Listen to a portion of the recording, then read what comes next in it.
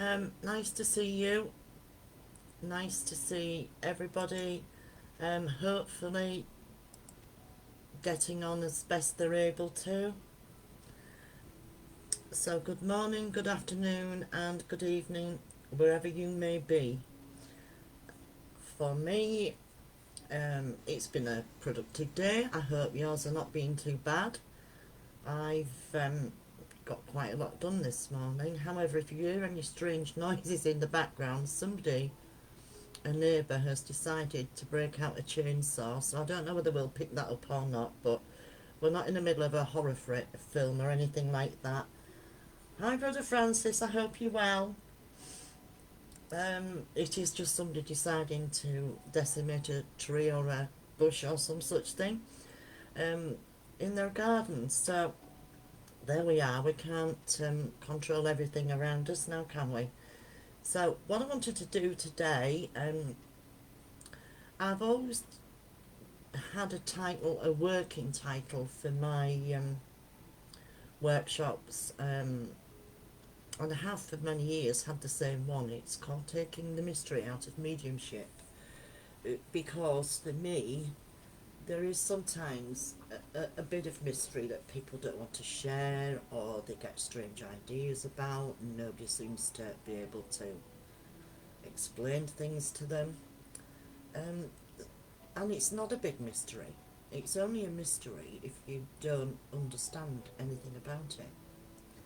It's far from being a mystery. It's the most joyous exploration of our natural faculties.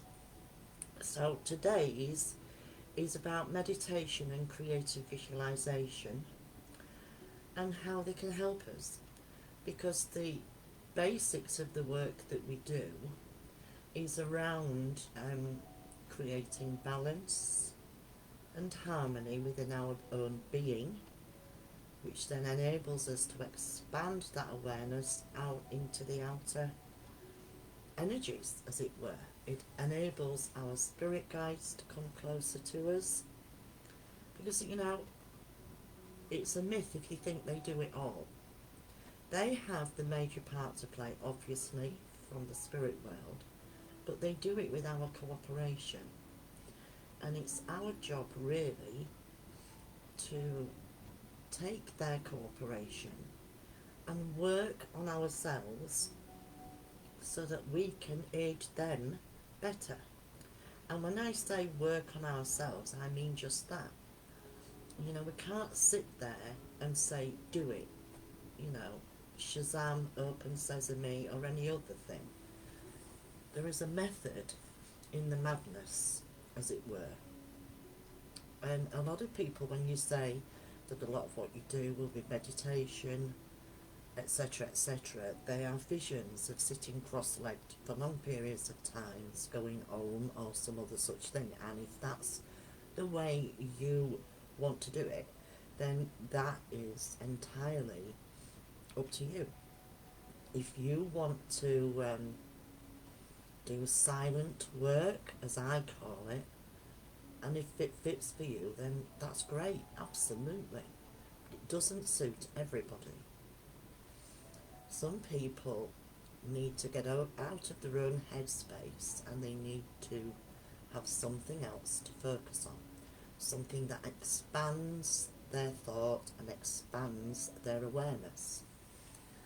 So in our meditative state, or in our state of altered consciousness, whatever term you want to give it, it is necessary for us to create the atmosphere in which we can work.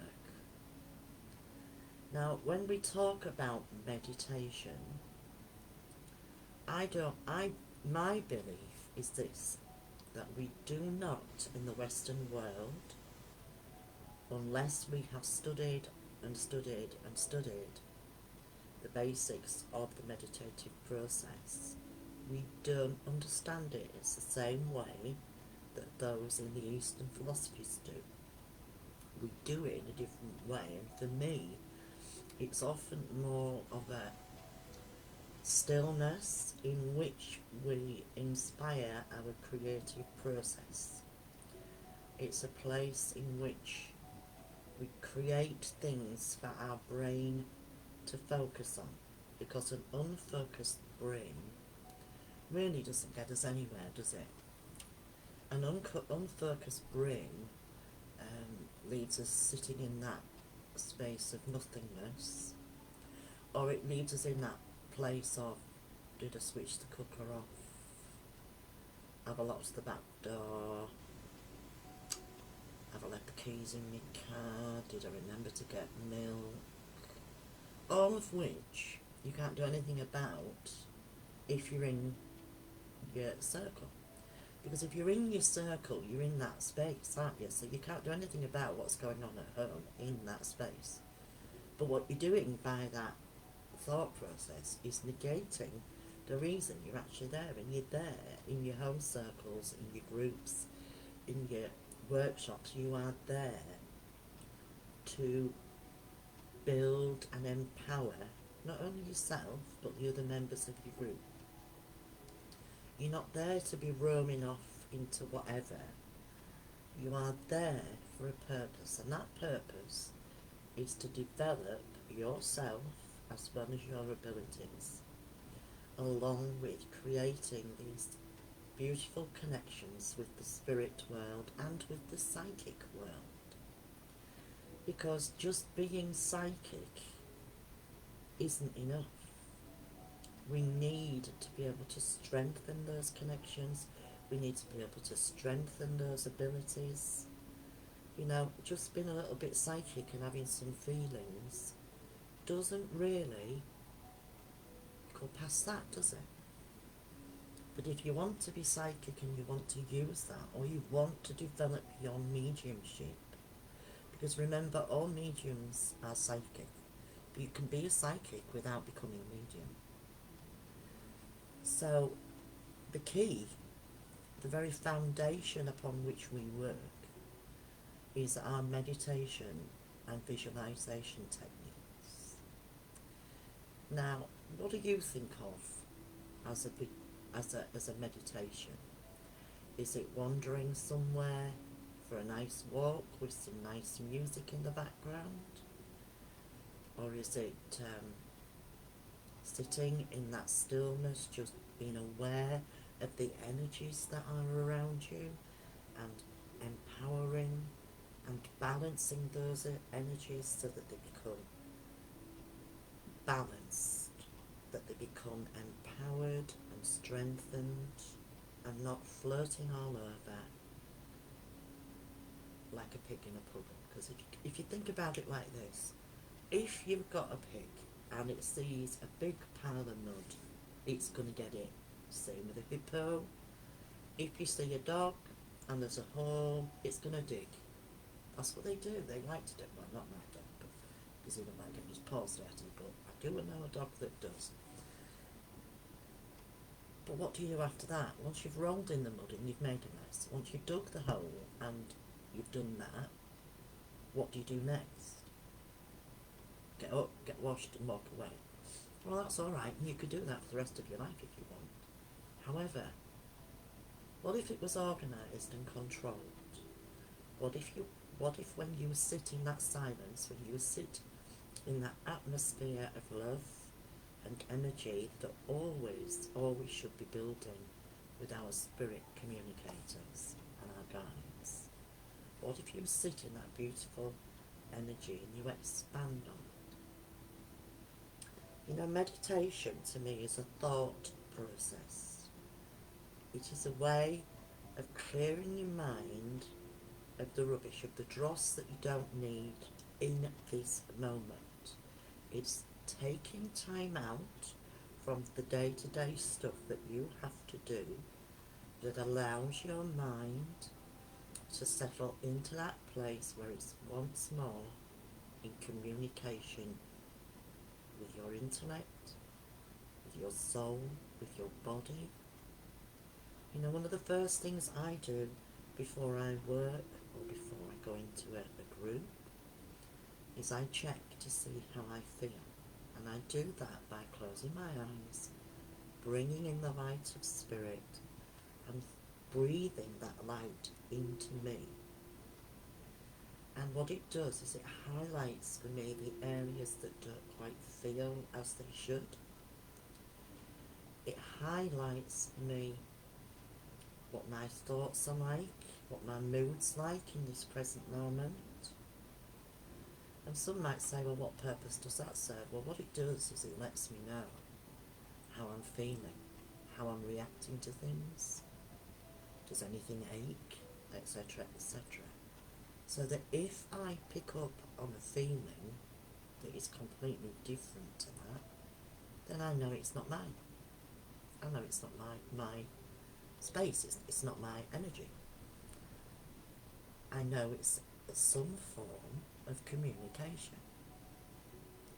And that's a simple thing that you can do before you work. And it's a very simple, easy thing to do. You don't have to go into a big thing and breathing exercises. You just take those quiet moments. You know, a lot of what we do is beautifully simple in its complication. It breaks down into very simple little steps which together make the whole. And in doing that, life and your development becomes much easier. You know, sometimes I like colour. I've always loved colour, and I think there are very few people who don't like colours of some description. But I like to work with coloured ribbons sometimes. And sometimes my meditation will just involve that. I will just sit with a coloured ribbon and I will run it through my fingers and feel the textures, feel the edges. I'll look at if there's any frayed edges. I'll look at how the colour feels to me today. And my mind will focus completely on that ribbon. And in doing that, I am extending my senses. Because, you know, I don't believe we have extrasensory perception. It is my belief that we have extended sensory perception. I believe that in our world there is so much that we miss because we're simply not aware. You know, we all know what a flower looks like of some description or other, and most of us have one that we really like, so why not sit and in your mind create the thought of looking into the flower and being aware of the petals, what shapes they're making. Is it a bud? Is it just opening? Is it fully bloomed? All of these things are creating that altered state. They are taking you into your right brain, where you can think and feel and perceive in a higher vibration. And then of course there is the levels that we go into for our creative visualization. And I know sometimes that one gets people a little bit mixed up because they'll say, well, I don't see anything, I'm not visual. And I will tell you now, I am not visual. When I work, it is very rare that I actually receive images. And usually when I do, they make me jump a little bit. Because I'm not used to seeing them, not because I'm frightened of it, but because it's like, oh, crikey, look at that. But I'm always excited when I do it, because that's something I've always wanted to do, and it's never happened for me, but that's how life works sometimes. But our creative visualization is simply using our mind to create the images, which helps to expand, again, our awareness through feeling. I mean, we know what things look like, we know what grass looks like, we know what it feels like under our feet, we know what these oceans smell like, or most of us do, we know what the beach feels like, the sand under our feet, etc., etc. We know what all of these things feel like. So what we can do is we can create that within our mind space. We can focus all of our attention on that, and we create that space and have within it that experience that we need. We will have the experience of emotions because it will make us feel. It might make us feel peaceful, it might make us feel adventurous, we might want to look further, it might make us inquisitive. What's round the next corner? Who's there? It will make you smell better. You know, your olfactory senses will work better. You might even taste.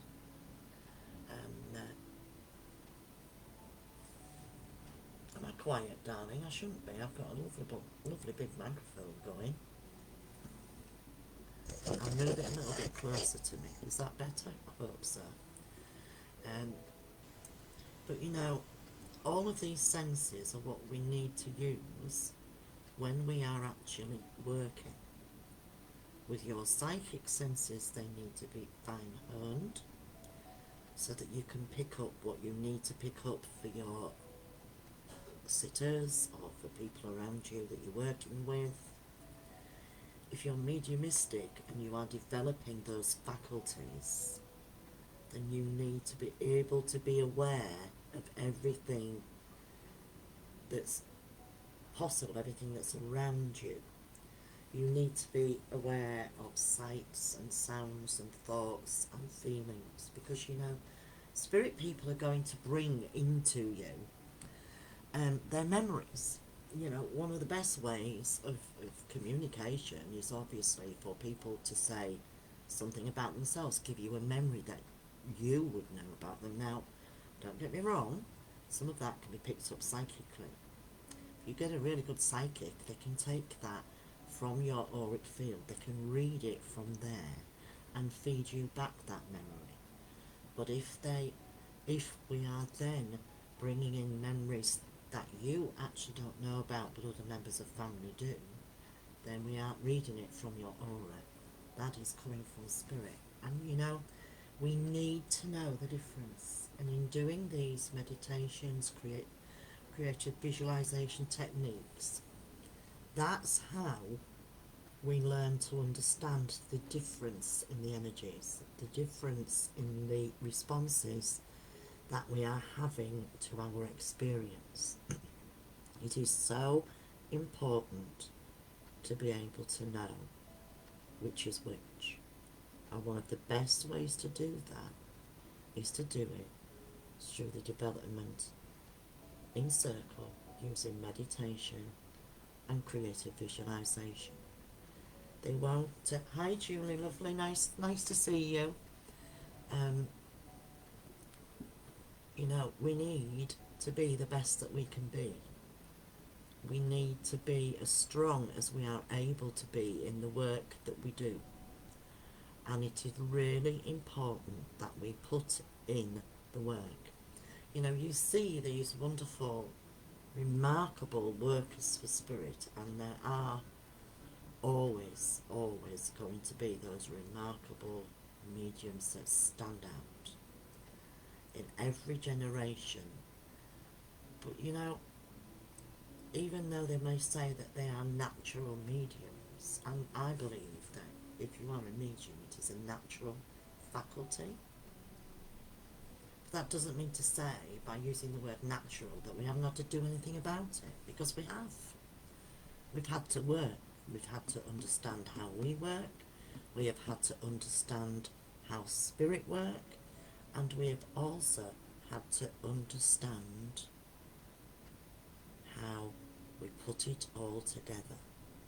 We need to remember how to learn to work with our guides. And a lot of that is done through the meditative process. A lot of those first connections come through meditation. They come through that altered state of being. And when I say altered state of being, I don't mean that you're in a trance-like state, or you're in a coma or fast asleep or whatever. I mean that you've altered your sense of perception. Your awareness has expanded to feel and sense and experience something outside of yourself. I mean, think of it like this. There are in the world some extremely talented, what we call psychic artists. I would prefer to call them mediumistic artists because that's exactly what they are. And what they do is they draw your loved ones. Sometimes there will be those who draw guides, and that's what they do. But most of them will draw your loved ones. And there are some amazing psychic artists around at the moment. Some have been around for a long time, and some of them are up and coming, and that's great. But when they are training, they have sitters in spirit. They have people in spirit who come forward to sit for them so that they can learn how to connect with spirit and their guide and transfer that image that they're aware of to the paper or whatever medium they're using to work with. Some do it on a light screen thing, a projector screen thing. But they have people that sit from spirit so that they can practice their gift. And to do that, they have to go into that state of altered perception, of altered awareness, and of willingness to cooperate. Now, can you imagine drawing something when you've never seen a picture of it? You don't know anything about the personality or anything else until you make that connection. And then to create from that a beautiful representation of a spirit loved one is just an amazing gift. And it's their way of working. But to do that, as I've said, they need that quiet space, they need to be able to expand their perception, and they need to be able to cooperate with that energy. So everything else around them, like when a medium is working from a rostrum, everything around us gets shut out. And it has to. For us to do the work that we do, it has. Okay, Brother Francis, I'll see you later. Take care. You know, if we're working with spirit, we have to be able to cut out all of the outside. And to do that, we have to be adept at going into that space. And the best way to do that is through meditation, creative visualization, taking a walk out in nature and just being in that quiet space. All of these things help you to come into that zone you need to be in. All of these things will help. Because let's face it, we need help. None of us start out knowing exactly what to do.